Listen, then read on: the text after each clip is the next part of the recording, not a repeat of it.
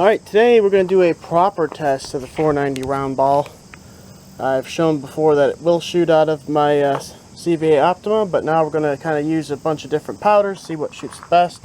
Starting a little lower than normal with 50, 60, 70, 80, 90. Again, homemade screen powder. This is a fresh batch, so hopefully it's done drying. I'm not quite sure, but we'll find out in a second. And as always, the Optima 50 cal with a 4-power scope. We're going to use 0.010 patches. Yes, they're for 60 cal, but I just feel like they're easier to use. So let's get one in the tube and see what happens. Alright, hopefully you can see this. Oh, gotta get my funnel out. Sorry guys. Alrighty. Funnel's out of the pack. So, I know I pulled out my range rod thingy. Let's get it screwed on here. And we will start with the charge. Cold bore shot, 50 grains by weight. And for my powder, it's about 70 by volume.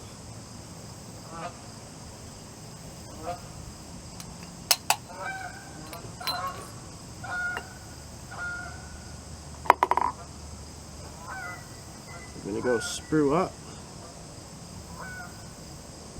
And these CVAs have a nice little loading, I guess you call it a cone maybe.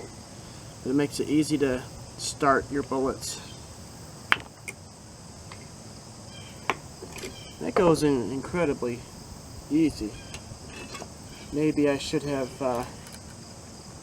used the tighter patch to start with. But once I get some fouling, these are definitely better off. That's about all there is to it. Let's get a shot on paper, huh? Alright, nice thing about balls is there's usually low recoil because they're light projectiles. They also can't technically tumble. They can roll right, left, up, and down. It doesn't matter. And they tend to do a lot of damage when they hit game. So that's a good recipe. This is of course a very tight twist barrel. Not ideal for balls. Let's see what happens.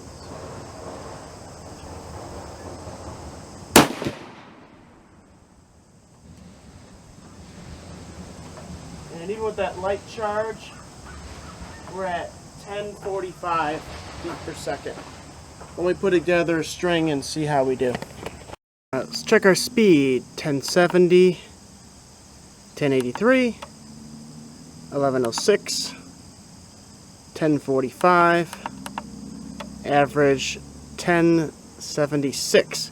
So enough velocity to kill an animal, that's for sure. I wouldn't want to get hit by that.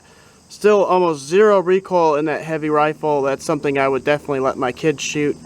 Very practical too, because you're not using a lot of power. Let's go see how accurate we are. Alright guys, I don't know if you're going to believe this, but there's our cold bore shot. I colored it. And this is a 3-shot group. Believe it or not, I got 2 through the same hole. And looking on the back side, you can see how this is like blown out more than that or that. It's got to be there because I don't see anywhere else where that bullet could have gone. So yeah, that's 3 shots smaller than my thumb. That's fantastic. So anyone says you can't shoot round ball through a modern inline fast twist Optima, they ain't tried it, because that's about as good as it gets. I assume the group is going to expand as we go, but with that velocity, well over 1,000 feet per second, that's going to hit with some authority. So you may want more if you're shooting a moose or something, but we're going to keep going. But I'm very thrilled with that, and let's see what else we can do. Look guys, the ranged caterpillar is here. He wants to shoot some muzzle loading firearms. He likes patched round ball. Let's move it up to 60 grains. That 50 was so good, I can go home happy, even if everything else sucks. But let's see. This 60 grains from my last batch of powder. Not sure sure if that'll make a difference.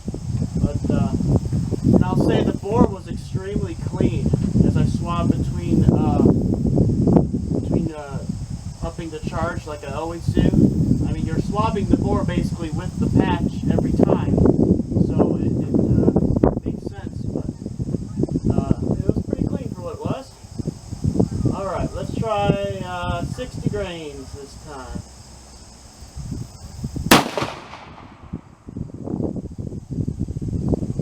Alright, and I think I'm a little off the paper, but that's okay. And we're now hitting 1205 feet per second.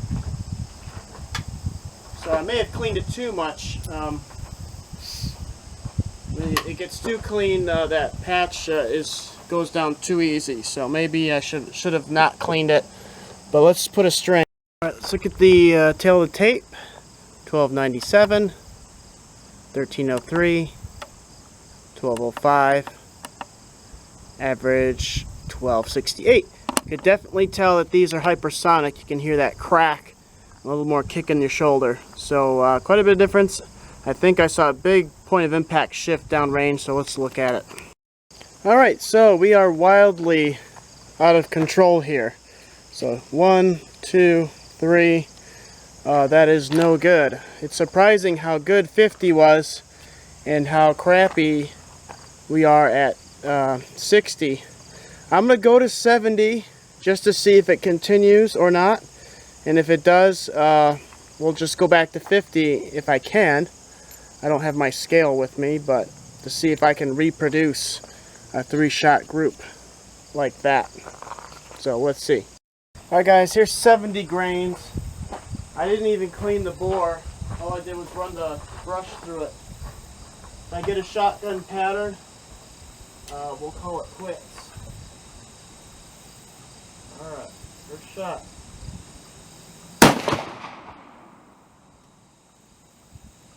Ooh, smoky. 1232.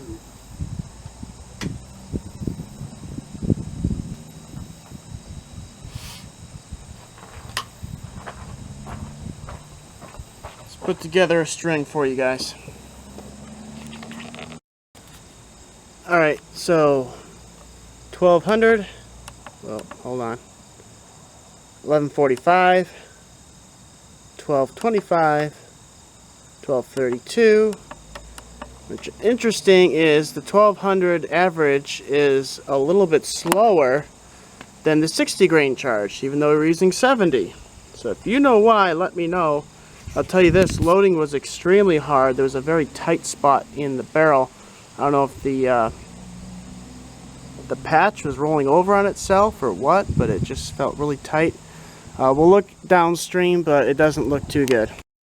So here we are with the 70 grain charge. Here, I was aiming here. So pretty darn bad. I'm going to try to recreate that by measuring by volume. May not be as accurate as weight, but let's see if that was a fluke or if that's something that we can reproduce.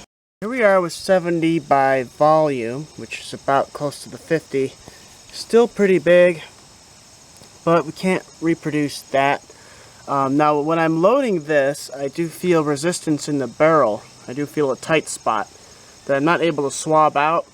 So the only way to really know, just because of the nature of the powder I'm using, I'm going to have to start with a clean barrel that I've, put hot soapy water through and see if I can reproduce that. Next time I take the round ball out, I'm going to take 50 grains by weight. I'm going to do, several charges.